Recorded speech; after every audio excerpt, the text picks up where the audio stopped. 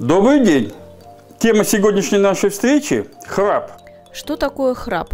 Прежде всего, храп – это звук, легко узнаваемый звук, который трудно спутать с другими звуками, которые издает спящий человек.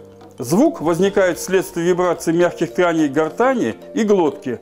Этот звук сигнализирует о том, что прохождение вдыхаемого и выдыхаемого воздуха во время сна происходит с затруднением. Какие бывают стадии храпа? Как правило, храп появляется и прогрессирует постепенно. В связи с этим условно громко храпящих можно разделить на несколько стадий. Первая стадия – самая легкая. Храп возникает эпизодически, преимущественно в положении сна на спине.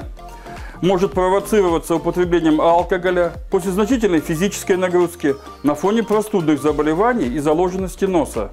При наличии второй стадии храп уже постоянно, на протяжении всего сна, не зависит от положения тела во время сна. Третья стадия – появляется прерывистость дыхания. Это ухудшает прежде всего дыхание и кровоснабжение. Четвертая стадия – это тяжелое нарушение дыхания.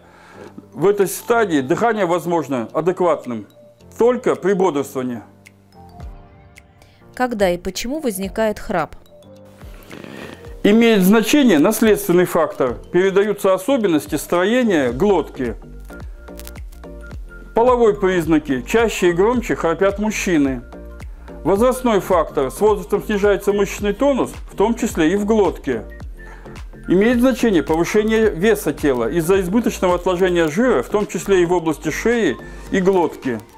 Имеют значение воспалительные заболевания глотки при длительном курении, наличии танзелита, затруднении носового дыхания. Какие существуют способы лечения храпа? В начальной стадии достаточно бывает снижение веса, формирование привычки спать на боку, укрепление мышц глотки при проведении специальных упражнений, отказ от курения, восстановление носового дыхания. Однако при наличии аномалий строения глотки показано проведение хирургического лечения, которое направлено на расширение просвета глотки. В нашей клинике проводится всестороннее обследование и выявление причин храпа. Накоплен большой опыт проведения эффективного и безопасного лечения. Любите себя и ваших близких. Будьте здоровы!